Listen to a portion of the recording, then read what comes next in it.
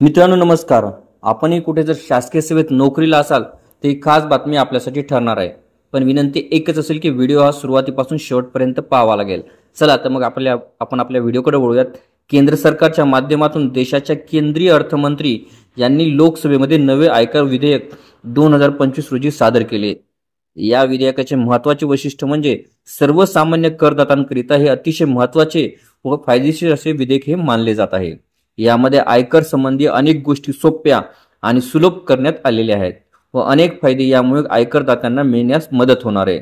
जसे की आता उशिरा जरी आयकर रिटर्न म्हणजे ITR भरला तरी देखील टॅक्स रिफंड मिळण्यास मदत होणार आहे. त्यामुळे आता बऱ्याच आयकरदात्यांना खूप मोठा दिलासा यामुळे मिळणार आहे. चला तर मग नव्या आयकर विधेयकामुळे कोणते फायदे व सूट मिळेल या संबंधीची थोडक्यात माहिती घेणार आहोत आपण.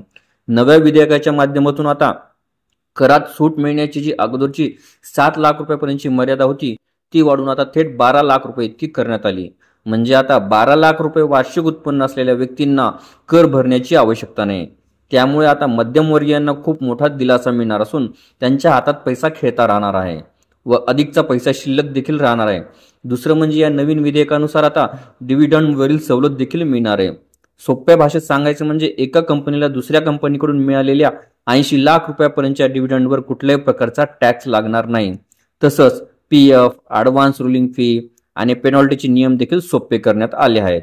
सगळ्यात महत्त्वाचं म्हणजे जर तुमचे घर रिकामे असेल तर तो जो अगोदरचा जो अंदाज भाड्यावर कर लावण्याचा नियम होता तो आता रद्द करण्यात आलेला आहे. तसंच घराच्या भाड्याच्या उत्पन्नातून संबंधित महानगरपालिकेचा कर आणि घेतलेल्या कर्जाचे व्याज वजा करून उरलेल्या रकमेवर 30% सूट नेहमीप्रमाणे मिळणार आहे. सगळ्यात महत्त्वाचे म्हणजे जे सरकारी कर्मचारी नाहीत त्यांना देखील आता कम्युटेड पेन्शनवर लागणाऱ्या टॅक्समध्ये सूट मिळणार आहे व याचा कोट्यवधी कर्मचाऱ्यांना फायदा मिळणार आहे. तसेच या नवीन विधेयकानुसार बघितले तर टॅक्सच्या संकल्पनेवर previous year and assessment year अशा 2 संकल्पना अगोदर वापरण्यात येत होत्या.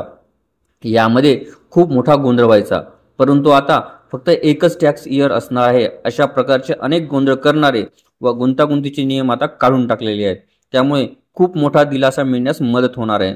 तसंच CBDTला म्हणजे सेंट्रल बोर्ड ऑफ डायरेक्ट टॅक्सेसला डिजिटल युगाकरिता नवीन नियम तयार करण्याचा अधिकार मिळणार आहे. या नवीन आयकर कायद्यामध्ये 236 कलमे आणि 16 शेड्यूल असणार असून सर्वसामान्य माणसाला देखील समजेल अशा भाषेचा वापर यामध्ये करण्यात आलेला आहे. आपल्याला व्हिडिओ आवडले असल्यास चॅनलला नक्कीच लाईक, शेअर आणि कॉमेंट्स करायला विसरू नका. तसेच चॅनलला ऑल नोटिफिकेशन्स ऑन करून सबस्क्राईब करा, जेणेकरून व्हिडिओचे सर्व नोटिफिकेशन्स आपल्याला सर्वप्रथम मिळतील. लवकरच आपण पुढच्या व्हिडिओमध्ये भेटूया. तोपर्यंत नमस्कार.